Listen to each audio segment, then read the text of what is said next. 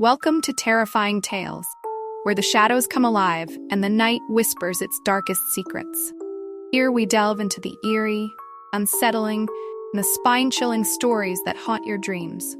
From ancient curses to haunted houses, twisted legends to unexplained phenomena, we bring you the stories that send shivers down your spine and leave you questioning what lurks just beyond the edge of the light. Whether you're a fan of the supernatural or simply love a good scare, this is the place where your fears are brought to life. Our story takes place in South Korea. The year was 1922. There stood a small, unassuming doll shop that had been in the same family for generations. The shop was filled with intricately crafted dolls, delicate porcelain faces, glassy eyes that seemed to follow your every move, and dresses made from the finest silk.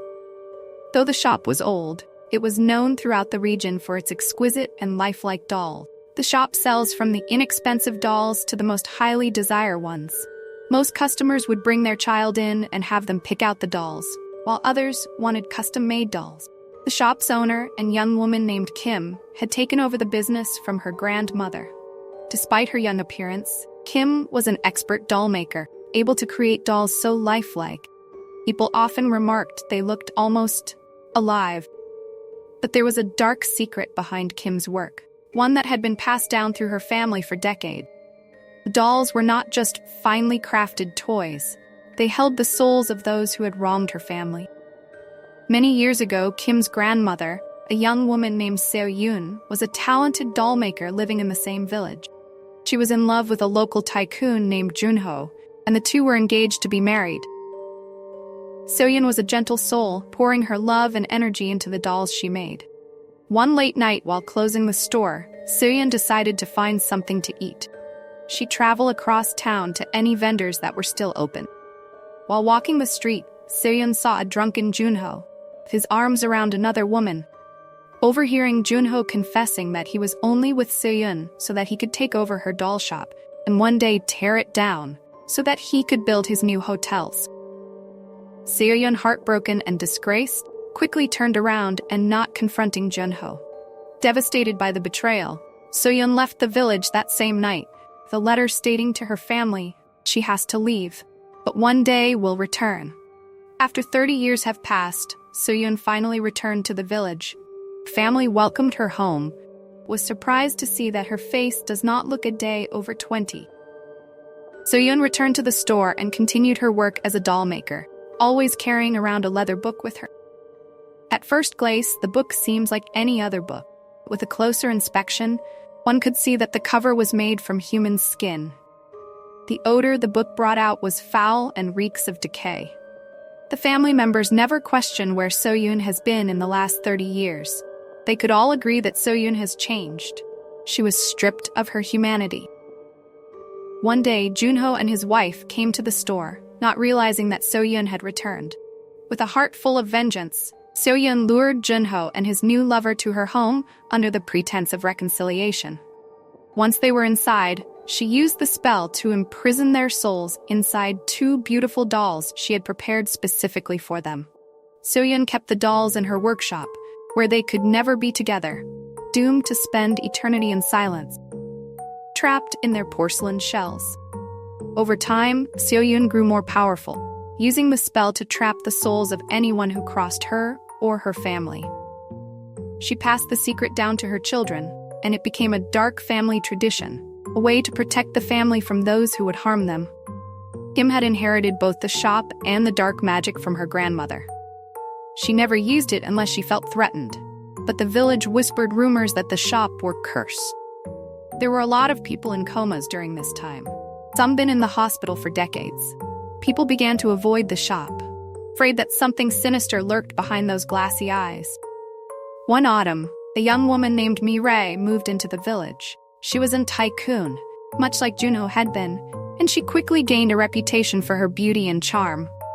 Despite her sweet demeanor, Mireille was ambitious, and she had plans to open an art gallery in the village, a gallery that would rival Kim's doll shop in fame. Kim noticed Mireille immediately, and she was reminded of the betrayal that had befallen her ancestor. The jealousy and fear began to gnaw at her. She worried that Mireille's growing influence would overshadow her shop, and destroy her family's legacy. The whispers of the old curse returned to her mind, tempting her with their dark power. One day, Mireille entered Kim's shop out of curiosity. She admired the dolls, marveling at how lifelike they were. Kim watched her carefully, feeling the old anger rise within her. Mireille seemed particularly drawn to a pair of dolls sitting on a high shelf, two dolls with eerily familiar faces. Mireille reached out to touch one of the dolls, but Kim quickly stopped her.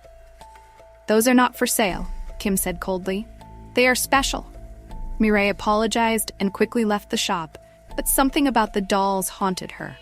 She couldn't shake the feeling that their eyes had followed her as she walked away, that they had been watching her with an intensity that no inanimate object should possess. That night, Kim made her decision. She would not allow Mireille to threaten her family's legacy. She would protect what was hers, just as her ancestor had done before her. In the dead of night, Kim gathered her materials, doll parts, fine silk, and the spell book passed down from Seo Yun. She crafted a new doll, one with the same beauty and charm that Mireille possessed. As she worked, she whispered the forbidden words of the spell, calling upon the dark forces to bind Mireille's soul to the doll. The next day, Mireille was found unconscious in her studio.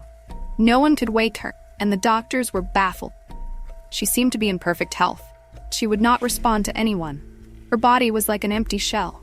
The doctor moved her body to a room with other patients that have similar condition, hoping to find a possible solution. In Kim's shop, a new doll had appeared on the shelf, glassy eyes sparkling with an eerie light. Doll looked exactly like Mireille. At first, Kim felt satisfied. Mireille was no longer a threat, and her shop was safe. She would talk to Mireille, haunting her and laughing, telling Mireille that the shelf is where she would spend the rest of her life, collecting dust. As Kim locked the glass door, Mireille began to cry. Looking down at her doll-like hands, Mireille realized that if there was a hell, she's living in it. Just as Mireille stopped her weeping, her saw a figure on the other shelves, staring at her. She could tell that those dolls have been there for years due to the dust around them. Mireille began talking to them, but after a few minutes of silence, one of the dolls replied vaguely. Mireille realized she had to do something soon, otherwise she would end up like the other dolls, losing their memories and consciousness. Every night, Mireille would have the other dolls unlock her glass case so that she could find a way to undo the spell. Mireille had found the unholy book and studied the cursed spells on it. As the days gone by, Mireille would have a hard time remember where she was or what she is trying to achieve, knowing that her memories were fading each other. Mireille had to speed up her efforts. Kim noticed the dolls would appear in different places in the shop, even though Kim hadn't moved it. At night, Kim would hear soft footsteps and the faint sound of weeping. She would find other dolls knocked over, their delicate limbs twisted in unnatural positions. One night, Kim awoke to the sound of whispering. She sat up in bed, her heart pounding, and saw the Mireille doll standing at the foot of her bed, staring at her with those lifeless eyes. The whispers grew louder, and Kim could hear the voices of the other dolls, Junho, his lover, and the others she and her family had trapped over the years. They were all whispering one word: body. Terrified, Kim tried to fight them off, but it was too late. The dolls had gained power over her. Their souls, once trapped, now sought to punish her for her cruelty. They began to move freely around the shop, their glassy eyes gleaming with malice. One of the dolls hit Kim in the back of her head, causing her to faint. Kim slowly opened her eyes as she felt someone tugging on her, but the feeling was new to her. There was no pain as her head hit the cold wooden floor. Kim quickly realized the situation. Mireille had turned Kim into a doll. With the other dolls circling around them chanting the word body over and over again, Mireille demanded Kim turn them back to normal, since she did not find any pages on it. Kim began to laugh in her doll-like voice. She told everyone there that it was pointless, for there isn't a cure. There never was one. Now Mireille also began to laugh, as she walked to the candle place in the center of the room. As Mireille knocked the candle down, she whispered the word body. The building stood engulfed in a raging inferno, flames clawing hungrily at its walls as thick black smoke billowed into the night sky. The fire spread with terrifying speed, licking up the wooden beams and cracking windows with sharp, explosive bursts. Inside, the air was thick with heat and panic. Flickering shadows cast eerie, distorted shapes on the crumbling walls, and the acrid scent of burning wood and fabric filled every corner. In the midst of it all were the desperate screams of trapped people, their voices raw with fear and anguish. Neighbors from outside rushed quickly over to put out the fire. While doing so, the people could also hear screaming and yelling from inside the building. By morning, the building was reduced to a smoldering, skeletal ruin. The sharp smell of charred wood and ash hung heavily in the cool morning air. The police had cordoned off the area, marking the boundary between the living and the devastation left behind. Officers moved methodically, some taking notes, others speaking in low voices. Investigators combed through the wreckage carefully, their steps slow and deliberate as they picked through the debris in search of answers.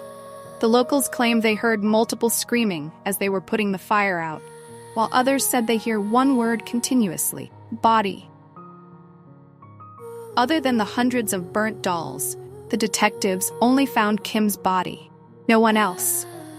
But the strangest thing that occurred that night wasn't the missing bodies, but it was during the time of the fire. All the patients that have been in a coma these past years had burned alive in the hospital bed at the same time, including Mireille. The burnt building remained abandoned for years, but some say that if you listen closely at night, you can still hear the whispers of the dolls chanting a single word: body. Thank you for joining us on this chilling journey into the unknown. If our tales sent shivers down your spine, be sure to hit that like button and subscribe to Terrifying Tales for more stories that will haunt your nights. Don't forget to ring the bells so you never miss a new tale of terror. Have a story you want us to explore? Drop it in the comments below. We're always on the hunt for the next haunting tale.